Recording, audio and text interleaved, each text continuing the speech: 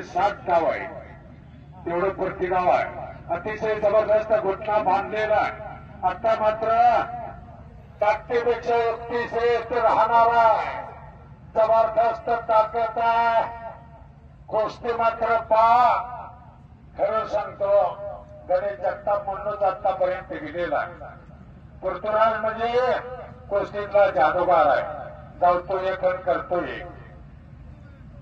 कालचाच दिवस मध्ये परवा दिवशी इजिप्तच्या पैलवानला पाडत असताना 124 किलोचा पैलवान होता, 6.25 फूट उंचीचा होता.